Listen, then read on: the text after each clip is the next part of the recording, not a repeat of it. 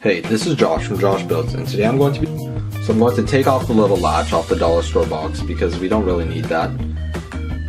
And then what I'm going to do is I'm going to take apart these dollar store speakers to get their amplifying circuit, basically the part that amplifies the audio signal.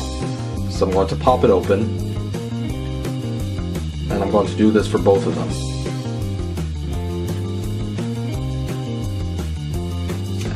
And once I have it open, I'm going to keep the amplifying circuit. The actual speaker from the dollar store speakers, we're not really going to need that. It's not very good quality, it kind of sounds like tin-foily, so we're going to make our own. And as you can see, they both turn on.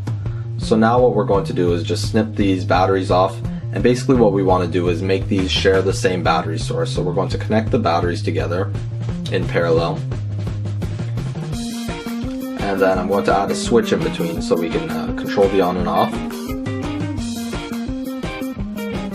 Now I'm going to have both sides split up, and the positive and negative are each going to go to the different boards. So now both the boards are going to receive power, and then we're going to glue the two boards together just so they don't move around too much or anything.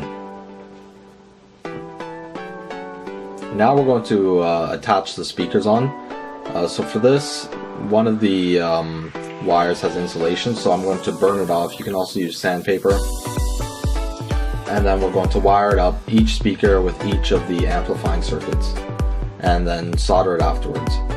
And as you can see, both the circuits turn on.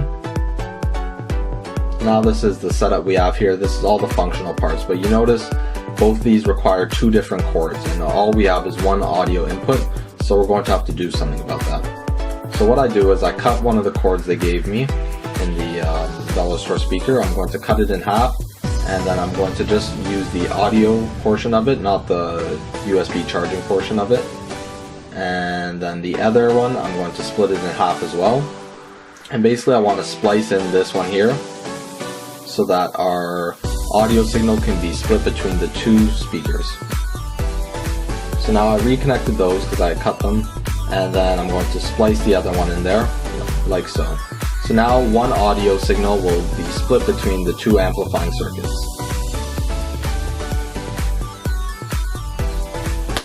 And we can go ahead and test it out. This is Josh from Josh Builds, and today I'm going to be showing you how to build this elastic band player. and it works. Now I recommend you definitely test it out before you put it into the box, because if you find out something works, a wire slipped off, something doesn't work, a wire slipped off or something, it's going to be a lot of trouble. So now I'm going to start building the part of it that will keep it in the box, and for this I'm just going to use some styrofoam, and I'll cut out some holes where the speakers will sit.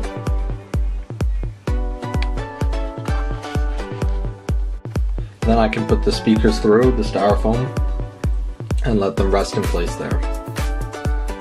Now I'm going to attach the wires, and then I'll drill a hole just so we have somewhere for the wires to exit the box. And now I shove everything into the box and put the top on the box and glue that into place. And then I want the speakers to be on an upwards angle, so I just glue some little wedges in there so we can get them on an upwards angle, and now glue a back piece in. And then we can test it out and see how it works. Now as you can see, the speakers sound very nice. They actually surprised me with how well they perform. They actually filled up an entire room, and they're better than my laptop speakers and my cell phone speakers as well. The quality is very nice on them too, and they can get pretty loud before the sound starts becoming distorted. They're also portable. They have the batteries that you saw inside of them, the lithium batteries, so they have a battery life of about maybe 30 minutes or so. You could change out the battery, put a larger battery in there so it can last a little longer, but we're just using the dollar store batteries, so they don't last too long.